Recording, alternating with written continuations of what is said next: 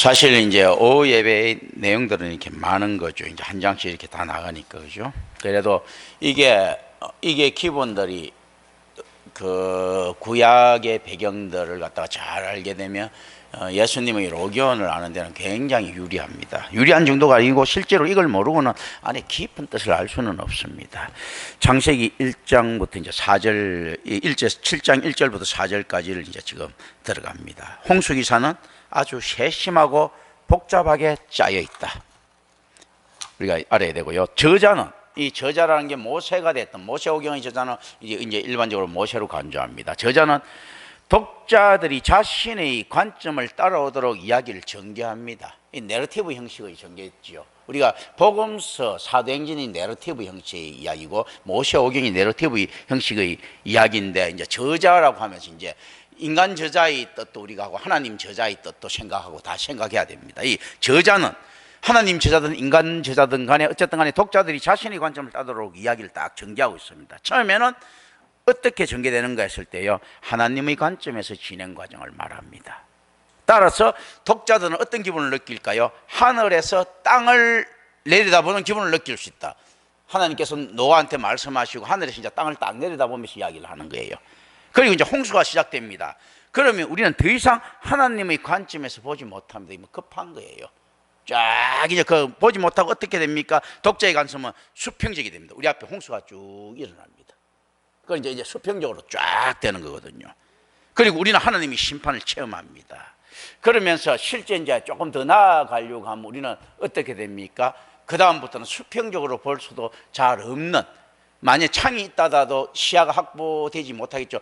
그렇게 그 정도 홍수가 막 내리면 물이 잠긴 것하고 똑같죠. 가라앉아 있는 배를 보게 되는 거죠. 그런데 가라앉아 있는데 누가 떠오르느냐 했을 때요, 노아의 홍수를 갖다가 표현할 때 자꾸 물 위에 떠 있는 방주를 그리는데, 이런 거는 엉터리죠. 우리가 엄청난 비가 올 때 차를 몰고 간다고 했을 때, 비가 만약에 막 그냥 그거 폭우가 엄청나게 내렸을 때는 물 속에 있는 것 같은 느낌이잖아요. 그런데 노아 홍수는 더하지 뭐. 그냥 물 속에 있는 이렇게 이게 기분이에요. 그런데 어떤가 하면요, 노아 홍수의 특징은 물이 차는 만큼 계속 일정한 지점으로 떠오른다는 거예요. 그러니까 바닥에 지면에 닿은 물보다는 더 떠오른다는 이야기예요. 이걸 우리가 생각합니다. 자, 네피림들은 안에 잠겼다가 이렇게 오는데 둥둥 떠날 때 지면에 닿은 것보다도 어떤가 하면 이만큼 더 떠오르는 거예요, 배가. 그런데 어떤가 물이 계속 차기 때문에 물에 잠겨는 있는 겁니다. 그러니까 실제 우리가 여기서 무엇을 생각해야 되는가 하면요, 교회밖에 구원이 있을 수 있느냐 했을 때요, 교회밖에 구원이 있을 것 같으면 여기서 물에 잠긴 다른 사람이라도 살아나야 됩니다. 자기 신앙 가지고 살려고 하는 사람. 그런데 노아든 뭐든 가족들도 이 방주밖에 있으면 못 사는 겁니다. 방주 안에 있기 때문에 사는 거거든요. 누가 떠오르니까 방주가 떠오르는 겁니다. 방주가 개인의 능력이 아니고 교회라고 하는 있지 않습니까? 이게 하나님의 은혜와 더불어 쭉쭉 오는 걸 우리가 상상을 합니다. 그런데 그 방주도 어디에 있는가 할 때, 세상이 물에 잠겼을 때 같이 물속에 잠겨 있었다. 그런데 이 물이 지면, 땅지가 아니고 또 수면 위에 떨어져서 수면의 수평을 이루는 부분에 이르르면 그거보다는 자꾸 점점 떠오르는 거죠. 이제 이런 개념을 우리 좀 생각하면서 이제 홍수를 우리가 경험합니다. 지금 딱 경험해야 되는 거예요. 독자의 관점은 수평적이 되고 우리 앞에 홍수가 나타나고, 이제 우리는 하나님의 심판을 체험합니다. 우리가 막 잠기니까 체험하면서 하나님께서는 이제 무대에서 사라집니다. 그리고 오직 물하고 피하는 사람들만 보입니다. 우리는 이거 들을 수 있지 않습니까? 네피림도 잠겼고 피하는 사람, 그리고 그 노아도 피하기는 피했는데 어떻게 피합니까? 이거는 뭐 운명적으로 어리석게 방주에 맡겨버린 거예요. 네피림들은 안에서 헤엄떠치고 이래 할 수 있겠지만 이거는 방주가 어디로 내려갈지 모르게 맡겨버립니다. 그러니까 뭐 그냥 이런 건 이제 우리 생각을 합니다. 그냥 툭 던져놓고 교회에 맡겨버린 거예요. 그냥 이제 그리고 떠오릅니다. 계속 있지 않습니까? 떠오르는데 떠오르는 줄도 모르는 거예요. 왜냐하면 비가 억수같이 오르니까. 방주는 떠오르는데 어떻게 이 산이 떠오르는 줄 알겠습니까? 뭐 죽을, 그러니까 나중에 비가 그쳐봐야 알겠죠. 떠오르는 건 이제 우리는 떠오르는 줄도 모르고 했던 건데, 이 방주는 우리가 모르는 사이에 계속 떠오르고 있습니다. 수면보다 위로 이렇게 떠오르고 있거든요. 이제 이걸 생각을 합니다. 우리는 노아와 함께 방주로 들어가든지 혹은 물에 빠지든지 둘 중 하나를 선택해야 됩니다. 지금 이게 이제 독자가 의도하는 거예요. 지금 모세가 광야에서 그 이야기를 하는 겁니다. 어떻게 이야기하는가? 너희들이 이 성막이 있는 이 근처 이 광야 있지 않습니까? 여기에서 같이 있을 것인가? 안 그러면 저거 이탈할 것인가? 이 이야기를 하는 겁니다. 어쨌든 간에 이거는 우리는 방주에 있든지, 자, 그거 모세의 진영에 있든지, 나가든지, 애굽에 머물든지, 어디 가든지, 이 둘 중에 하나를 택해야 되는 거예요. 지금 우리는 이제 여기서 노아와 더불어 방주를 타든지, 이제 우리가 그 물에 빠지든지 둘 중에 하나를 택해야 됩니다. 방주를 못 믿을 것 같으면 물에 헤엄의 자신 있으면 자기가 뛰어들겠죠. 그죠? 그런데 이제 그건 살 수 없다는 겁니다. 홍수 이제 150일이 지납니다. 창세기 이제 8장 1절부터 4절 이야기인데, 요건 이제 뒤에 이제 이야기들입니다. 다음 주에 할 이야기들인데, 하나님께서는 노아를 기억하시고 물을 바람으로 말리신다는 이야기를 우리는 듣습니다. 풍문으로. 아유. 그런데 이놈은 바람으로 말린다고 이야기는 듣기는 듣는데, 이놈이 그 바람으로 말리는 게 언제 말릴지, 그죠? 이제 우리가 듣는 거예요. 어쨌든 간에. 이제 그거 듣습니다. 그리고 다시 우리는 노아와 함께 방주에서 물이 빠지기만을 기다립니다. 우리가 할 수 있는 건 없어요. 기다림 말고는. 고든 외환 같은 학자는 이야기를 한댔죠. 모세오경의 내용이 무엇입니까? 했을 때 기다림. 이거 끊임없이 기다리는 거예요. 뭐 할 수 있는 방법이 없어. 아브라함 또 어떻습니까? 이삭을 놓기 전에 기다리는 거. 기다림이거든요. 애굽에 450년 동안 있지 않습니까? 기다림. 이제 기다림들이거든요. 기다림. 그리고 우리 주님께서도, 우리도 지금 어떻게 이야기합니까? 재림을 기다리는 거죠. 이 기다림. 그런데 우리가 어떻습니까? 노아를 기억하시고 물을 바람으로 말리신다는 우리는 소문은 들었어요.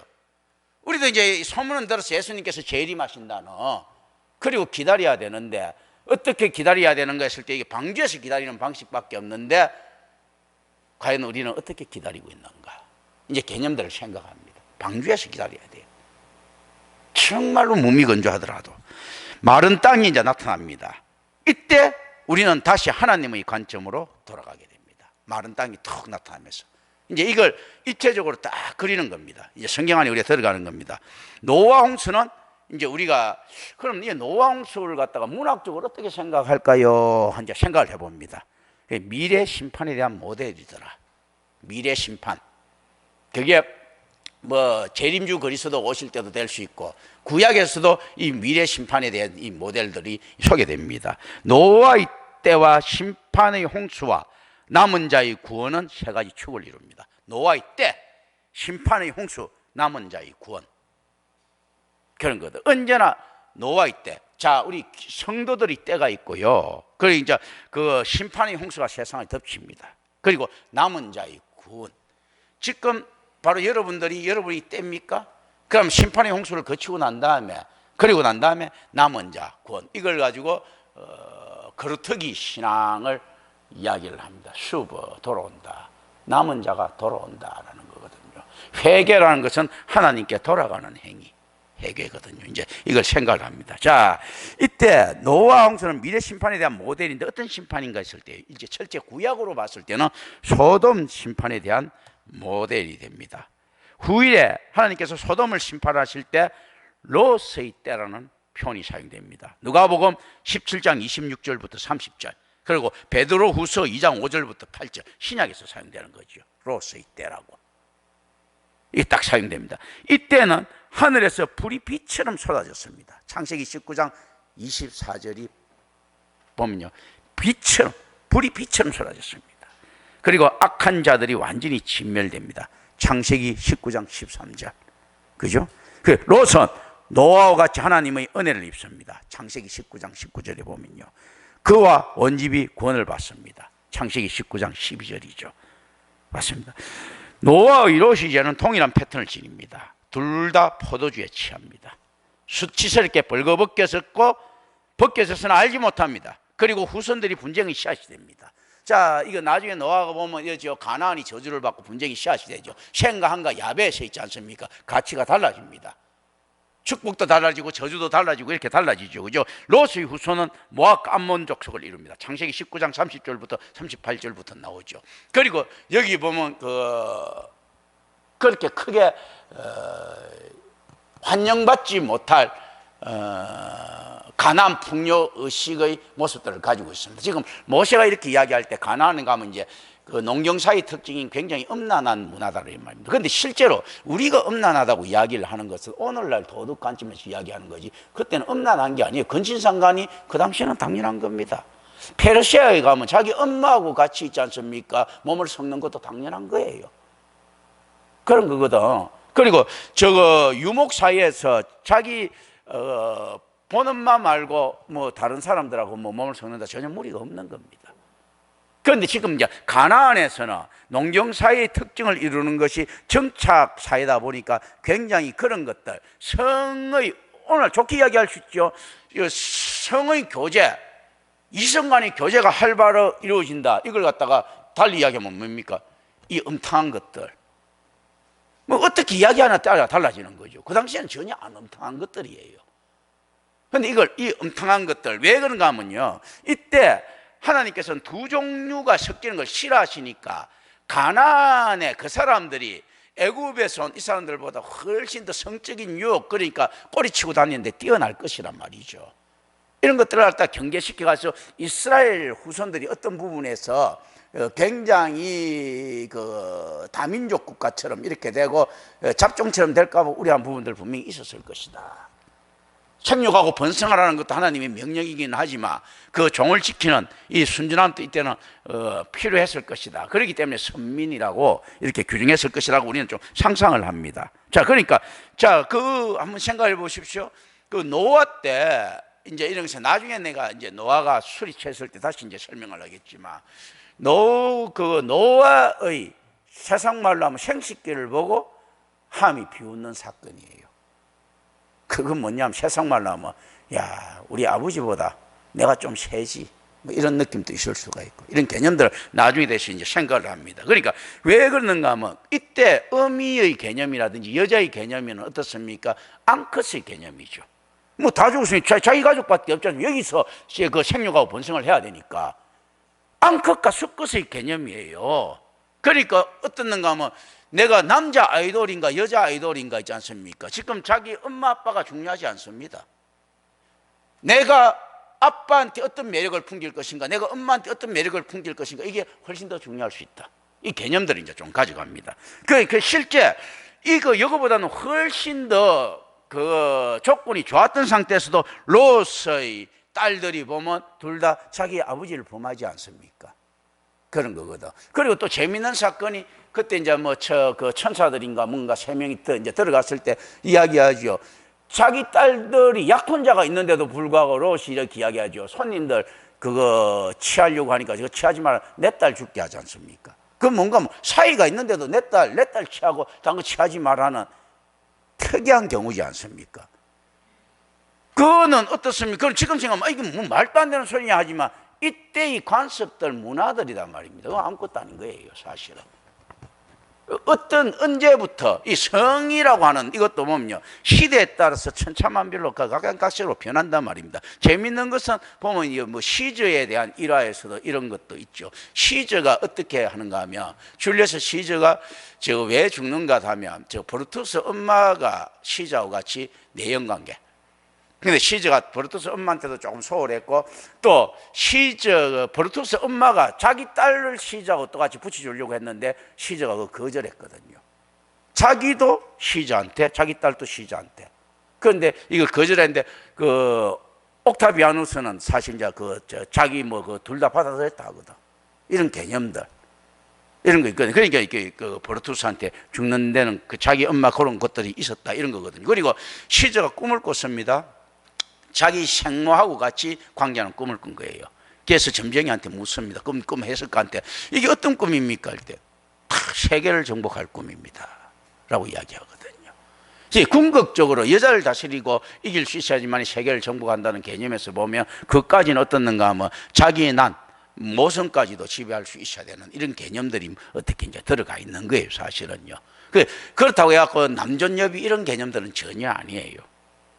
뭔가 하면 이게 극복할 경쟁 상대로서의 여자의 개념들이 이렇게 들어가 있습니다.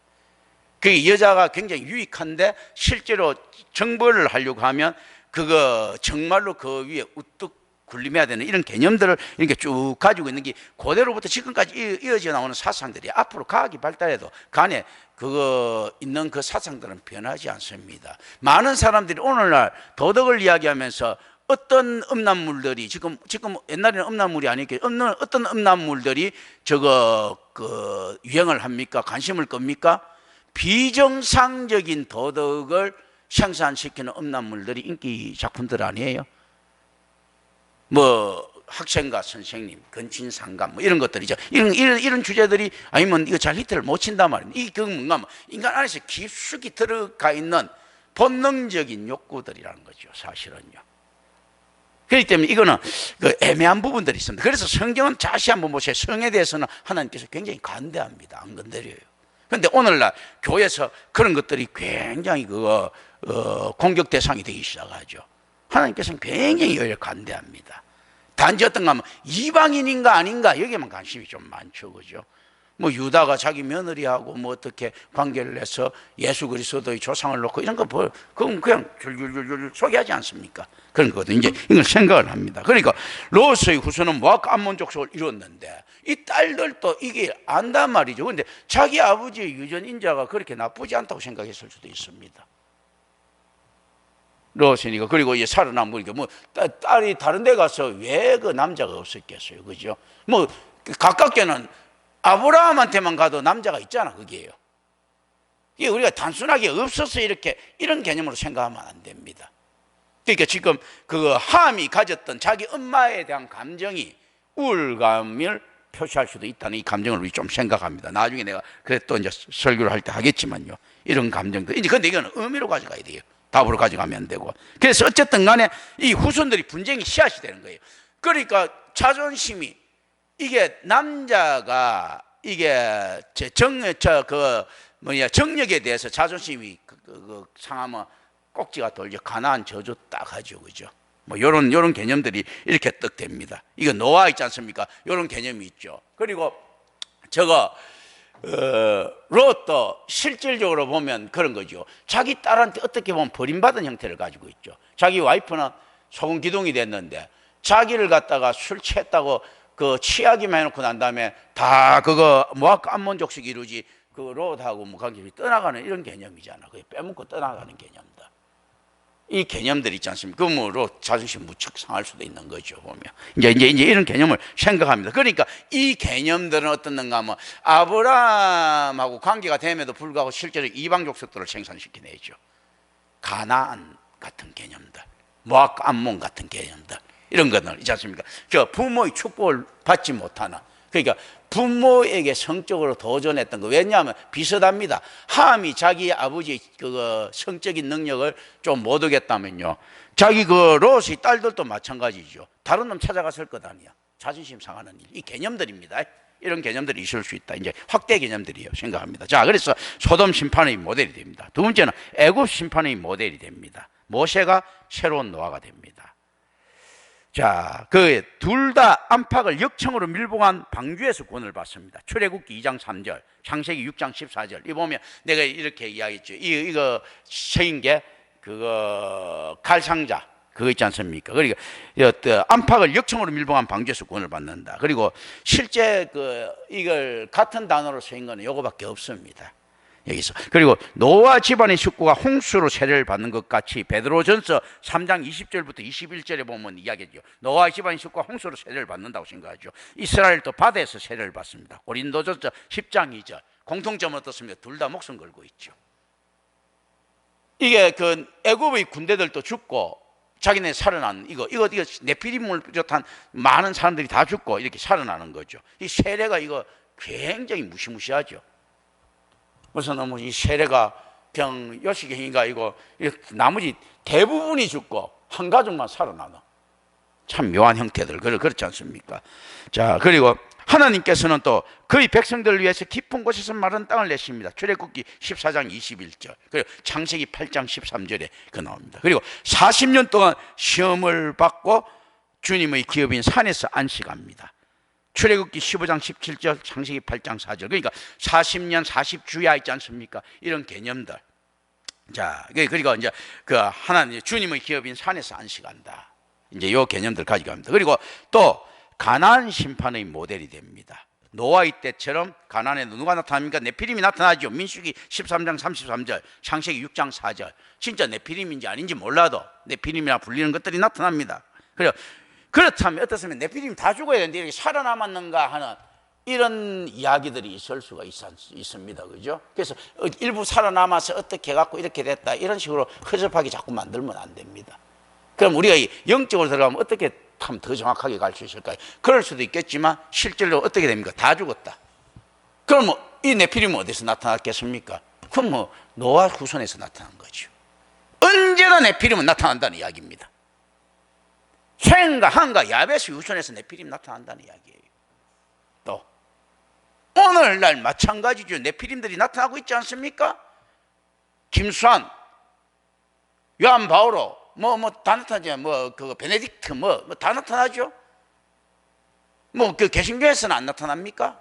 줄줄이 나타났잖아. 보면 네피림들. 한경직, 조용기, 줄줄이 나타나지 않습니까? 하나님의 사람으로 불리는 자들 있지 않습니까? 줄줄이 나타납니다. 이 네피림은 어떻습니까? 그러니까 실제로 살아남고 이런 이제 역사적인 이런 걸 떠나고 하나님께서 다 죽었다니까 다 죽은 걸로 해석하는 게 맞습니다. 그럼 이 네피림은 어떤 네피림인가 했을 때 네피림이라는 것이 단지 혈통이 아니더라는 거죠. 혈통이 아니라는 거죠. 이 안에서 네피림이 혈통에서 나오는 것이 아니고 무엇에서 나옵니까? 그 족보에서 나온다는 겁니다. 신앙의 족보. 예수님께서 어떻습니까? 다윗의 혈통이 아니고 다윗의 족보를 취하는 거거든요. 그러니까 이거 지금 어떻게 네피림은 어디에서 출생하는 거 했을 때 네피림의 DNA에서 출생하는 것이 아니고 이 족보가 가지고 있는 신앙관에서 나타나는 이런 부분들이죠. 그게 네피림 안에서 여기서 가나안에서 나타난 네피림은 더 확실하게 가나안 하나님과 대적해서 가나안 수호자로 오히려 정직하게 서 있습니다. 이 홍수 때 죽는 네피림들은요 하나님이 사람처럼 위장하고 서 있을 때 훨씬 더 정직하게 이렇게 나타나죠.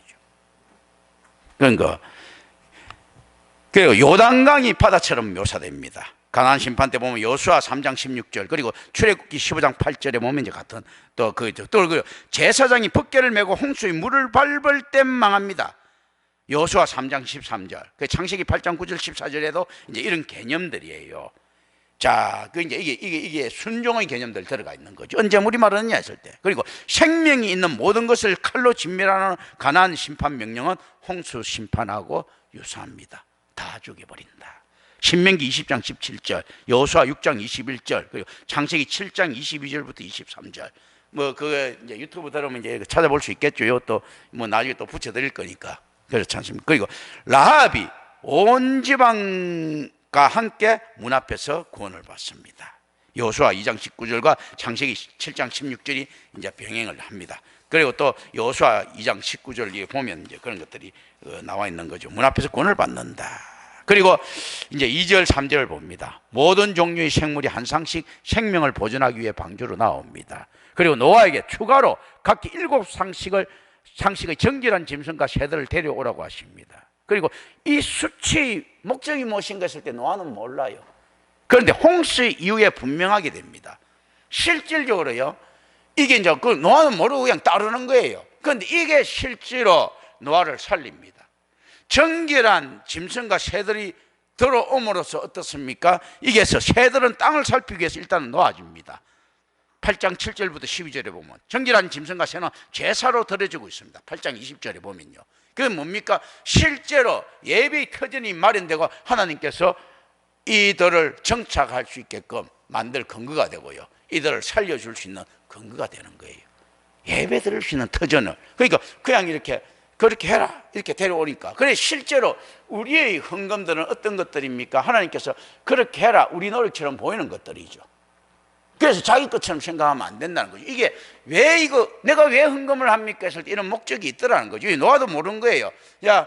그러니까 이거 정결한 각각 7은 정결한 짐승과 새들을 데려오라 했을 때 그러니까 헌금을 데려오라. 왜 헌금이 뭐지? 우리 이제 간다의 개념들입니다. 그런데 헌금을 이게 헌금이구나. 이걸 땅을 살피기 위해서 놓아집니다. 그 교회의 터전을 위해서 놓아지죠. 또 어떻게 놓아집니까? 그거 제사 있지 않습니까? 하나님을 예전시키기 위해서, 예전을 지키기 위해서 놓아지는 거예요. 그런데 실제로 의인이며 완전한 사람으로서 노아의 개념이 있기 때문이에요. 이 노아는 그러면 정결한 것을 어떻게 알았겠습니까? 했을 때 정결한 것과 부정한 것의 차이와 제사의 필요성은 반드시 안다. 왜 알았겠습니까? 선지자이기 때문에. 이 시대의 선지자이기 때문에. 누가 아느냐 했을 때 여기서는 김경천 목사가 알아야 되는 겁니다. 정결한 것과 부정한 것을 당연히 알아야 되는 거예요. 하나님이 들었기 때문에 이거 아는 거예요, 이게. 그러니까 실제로 누구를 따라야 되는가 했을 때는 이 안에서 그 질서는 이게 목사 위주로 이렇게 가야 되는 부분들이죠. 이게 아는 거예요, 정결한 거. 더 나아가 이제 7일 주기의 기다림이 있습니다. 홍수의 시간표는요. 이건 무엇을 이야기합니까? 그가 안식일을 지켰다는 겁니다. 우리가 말입니다. 지금 뱃속에 있는데 언제 밤낮도 안 모르는데 어떻게 지킵니까? 근데 지키잖아요. 안식일은 그럼 어떻게 지키지는 겁니까? 안식일의 홍수의 시간표가 지킨다는 겁니다. 누구의 능력으로 지킵니까? 방주의 능력으로 지키는 거예요. 홍수의 시간표. 그래 하나님이 은혜의 능력으로 지키지는 겁니다. 안식일이라는 것은.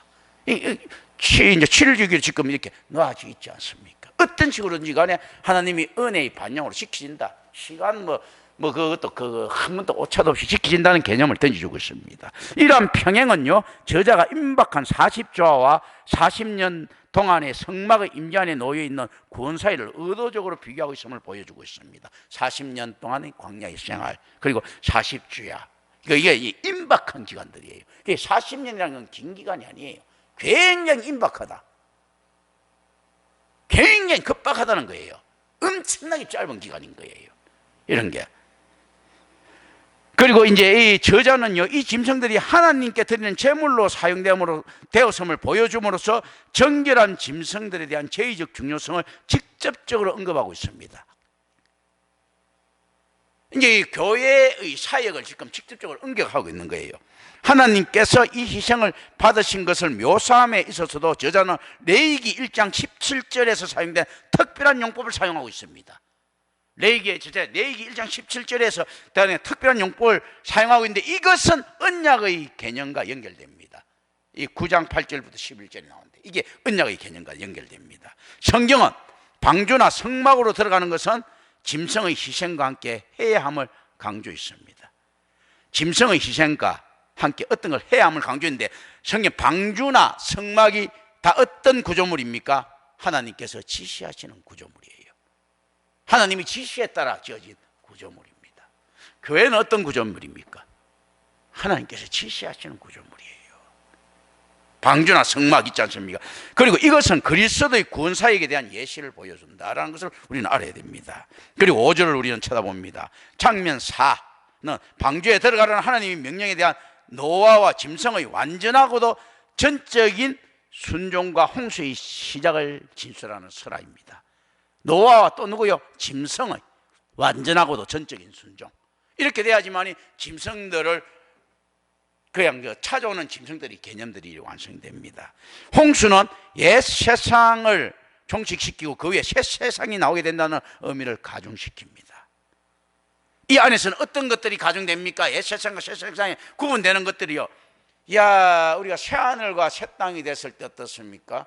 자연까지도 순종하는 저주받은 자연인데 저주받은 사람인데 어떻습니까? 순종하는 노아의 가족과 순종하는 짐승들 뭔가 모르게 얼추 맞아 들어가지 않습니까? 개념들이. 그러니까 실제로 교회는 어떤 것인가 하면 하나님의 나라의 백성들이 사는 곳이라. 그리고 그리스도의 몸이라 성령의 전이라고 하죠. 그게 통치의 영역이 있단 말입니다. 하나님 나라를 선취해서 미리 취해서 맛보는 개념들이 있거든요. 그렇다면 어떻습니까? 이 안에 방주 안에는 어떻습니까? 순종하는 짐승과 순종하는 인간들이 들어가 있는 거예요. 교회 안에서 하나님 나라에 선취해서 맛보는 모형론적으로 있지 않습니까? 그럼 오늘날 방주가 있다면 교회는 더 해야지. 방주는 교회의 모형이란 말이죠. 교회는요 또 천국의 모형이란 말이죠. 이제 이런 개념들을 우리는 생각을 합니다.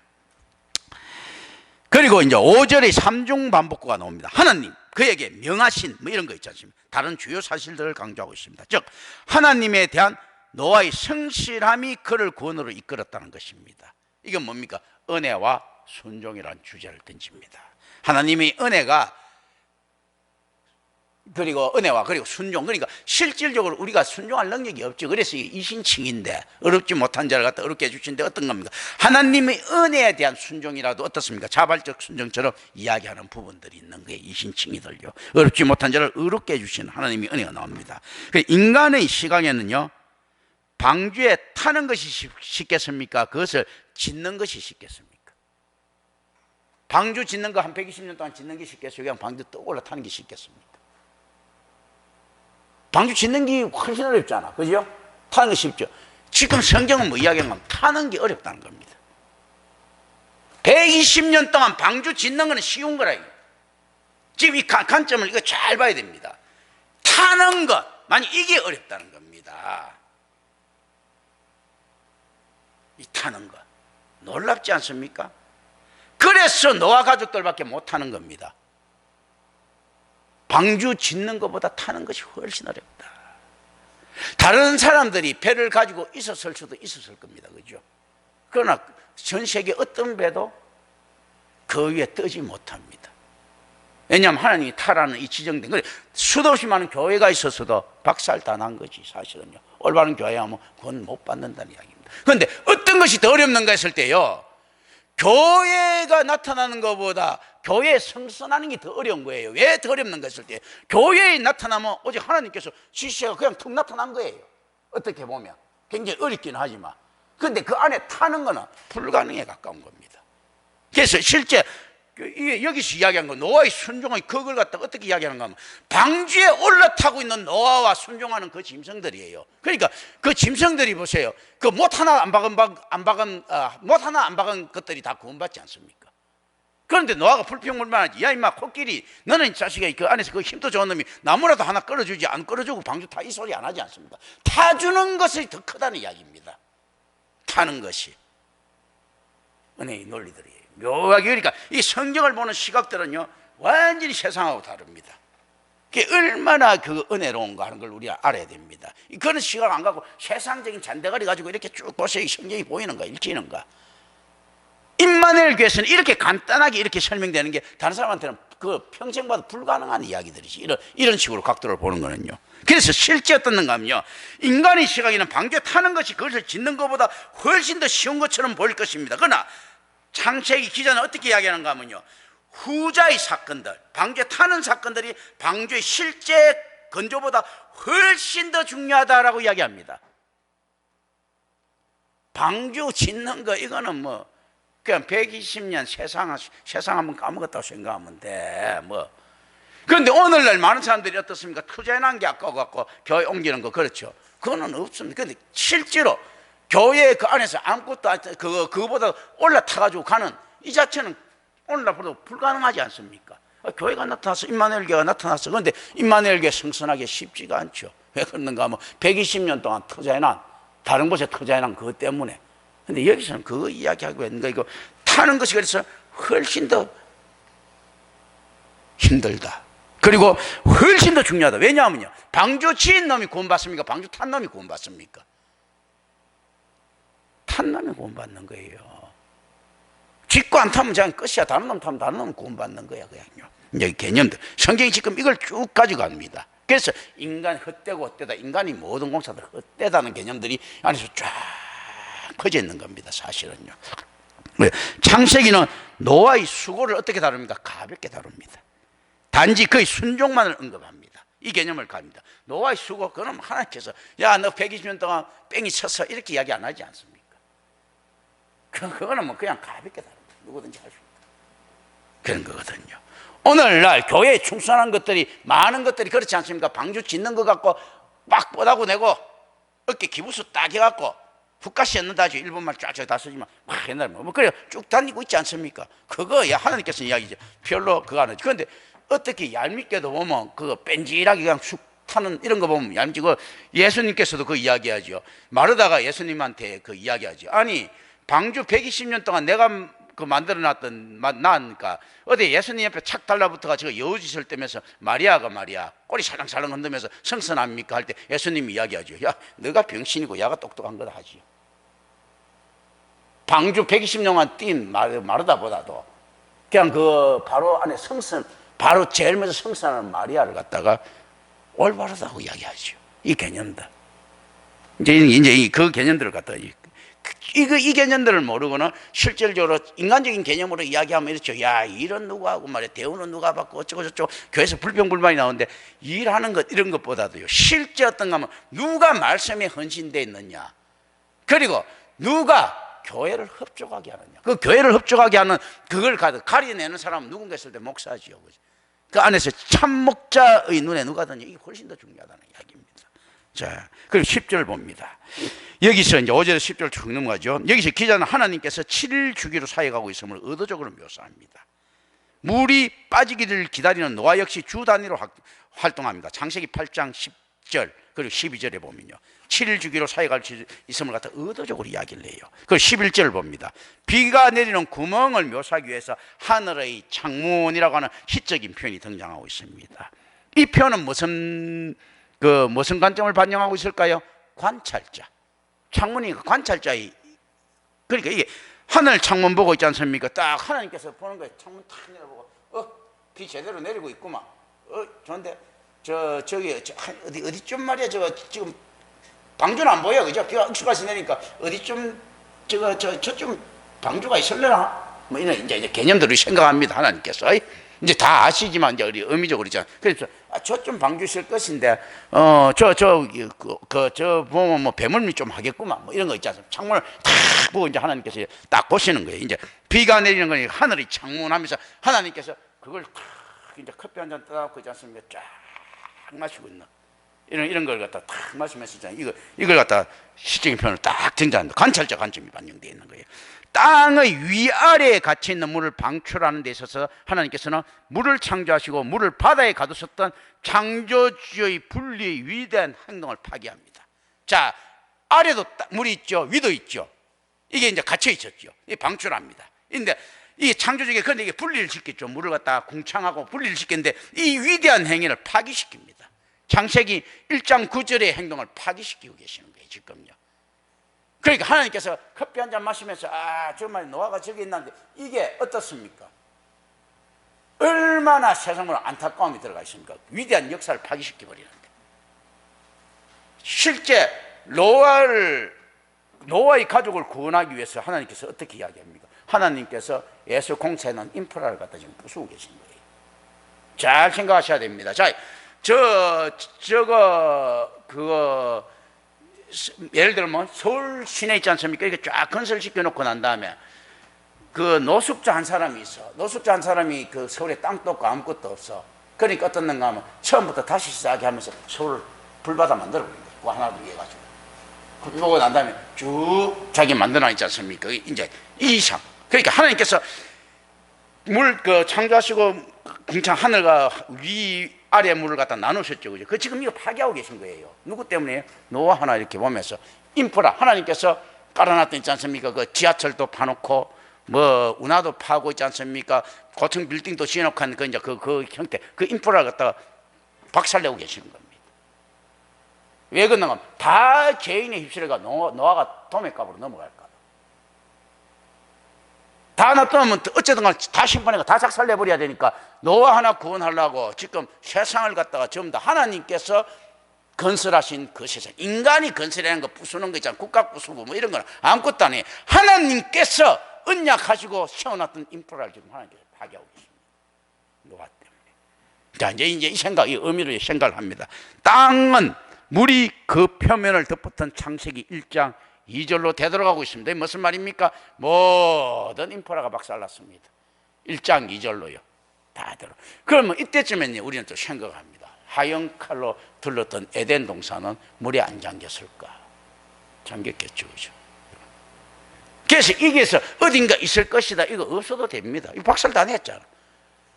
하나님의 은혜 다 파기시켰는데 없어도 전혀 상관없는 게 오늘날 자꾸 헛소리하면 안 된다니까. 그런 거 가지고 주제도 별 중요하지도 않는 걸 가지고 에덴이 어디에 있을까 뭐 어쩌고. 아니 물에 다 잠겼으면 다 잠기는 거지. 그렇지 않습니까? 이게 지금 왜냐면 1장 2절로 돌아가는데 1장 2절은 에덴이 있기 전입니까? 있던 누굽니까? 있기 전이잖아. 지금 1장 2절로 돌아간 거예요. 그래서 전혀 이 땅에 에덴이 없어도 이상하지 않다. 그렇지 않습니까? 홍수 많은 걸 파기시켜 버립니다. 그리고 이제 13절부터 16절 봅니다. 이 단락은 전체 인간 역사의 전환점들 중 하나에 걸맞는 축제적인 의미를 지닌 특별하고 상세한 어조를 하고 있습니다. 뭔가 하면요, 자, 홍수로 바깥에 하나님의 인파라가 막 부서지는 데 있지 않습니까? 어떤 어조라고요? 축제예요. 축제. 죄의 소멸에 대한 축제 형식은 어떤 것인가? 이게 성경적인 것입니다. 자, 이 축제적인, 그래서 우리도 뭐 어떤 데 피의 축제 뭐 이런 것도 사실 인간도 뭔가를 아는 거예요. 자, 어떻습니까? 예수님 죽으려고 했을 때도 축제적인 게 나타났잖아. 예수님이 있지 않습니까? 아유, 처음에 겁에 붙들려가 발발 떨고 계시든지 어떻게 되시든지 간에 죽으려고 하는데 변화산 사건 한번 보세요. 축제지 뭐. 축제지 않습니까? 뭐 이게 변하고 뭐 지금 완전 뭐 만찬에 최후의 만찬에 쌓고 있잖아.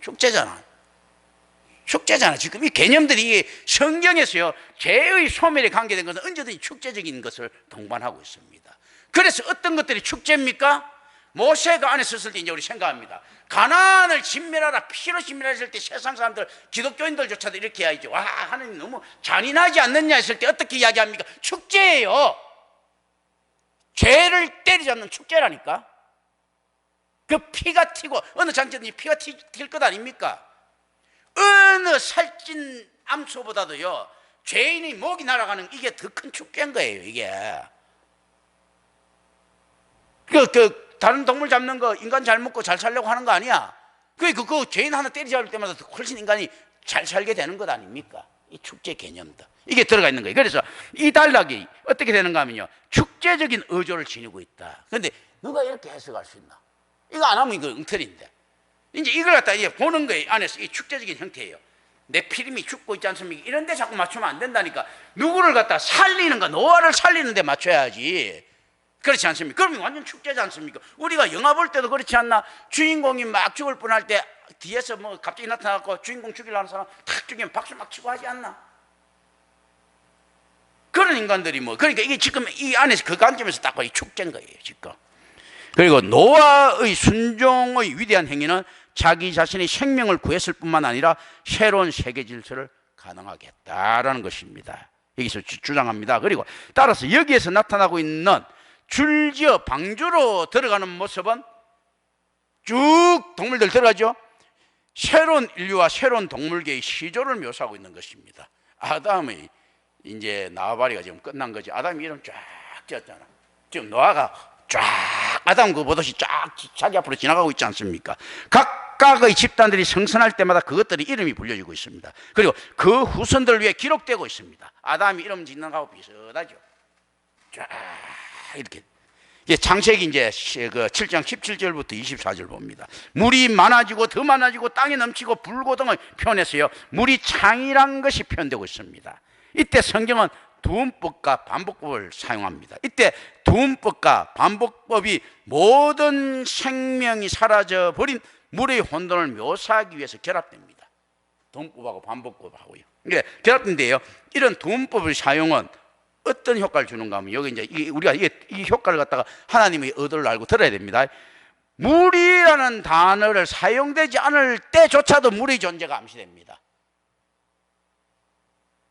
그 이제 막 배멀미 심하게 한 사람들 이런 거죠. 야, 배 타면 그거 있잖아. 이거 하면 그 배멀미야 이렇게. 배 타면 그 울렁 배멀미. 아이고. 배 기우뚱에서 배물미 이렇게 운영되듯이 않습니까? 심하게 해서. 이게 물이라는 단어가 안 사용될 때부터 물이 전체가 막 암시되는 거예요, 지금. 그리고 난 다음에 어떻습니까? 방주가 땅에서 떠오르고 높은 산들이 다 덮이고 모든 생물이 다 죽습니다. 생육하고 번성하라는 첫 명령이 재앙의 모습으로 반향되고 있는 것처럼 보입니다. 자, 여기서 우리는 떡과 같이 생육하고 번성하라는 이야기가 아니죠. 생육하고 번성시키기 위해서 어떻습니까? 알곡과 가라지 중에서 가라지 1억 톤 없애고 알곡 하나를 넣는 거예요. 노아 가족이잖아. 이게 생육하고. 그러니까 아담부터 지금까지 시간에서 이제 야, 이거 노아 가족이 생육하고 번성한 거예요. 뭐냐면 아담과 하와에서 항, 함과 야벳이 생긴 거예요. 생육하고 번성했잖아. 얼마나 오랜 기간입니까? 생육하고 번성했습니다. 무슨 말인지 아시겠죠? 이 생육하고 번성의 개념이, 그래서 교회의 역할이라는 것이 실제로 나도 뭐 어쩔 수 없이 괴롭긴 한데 숫자 쳐다보면 안 되는 개념을 가지고 있는 거예요. 하나님께서 처음에 김경철이 너 혼자 있는데 말이야, 이제 유선미도 그 교인 됐지 않느냐? 그럼 생육하고 번성한 거예요. 이제 이런 개념들을 가지고 있더라는 겁니다. 피조 세계가 홍수라는 물을 통해 파괴되고 있습니다. 성령과 물과 피를 동일시켰을 때 우리는 이거는 의미로 우리가 이제 또 생각을 합니다. 성령을 받았을 때 여러분들이 살리라 생각합니까? 다 죽는다는 이야기입니다. 성령의 홍수를 받으면 살 것 같아요? 다 죽는다는 겁니다. 성령의 홍수를 은혜 받아갖고 내가 성령의 홍수 받아갖고 내가 와 불과 같은 성령 물과 같은 성령 이렇게 이야기하죠. 어떤가 하면요, 죽는데 노아도 죽습니다. 물에 누가 삽니까? 방주에 타고 있어 사는 거예요. 성령을 받은 A라는 사람이 살아났다 하면 A가 사는 것이 아니고 그 교회가 사는 거예요. 교회가. 그런데 이 미친놈들이 성령 받아갖고 뭐 은사 받은 것처럼 막 이야기하죠. 성령 받아갖고 지가 직접 교회 빼고 받으면 지금 죽어요.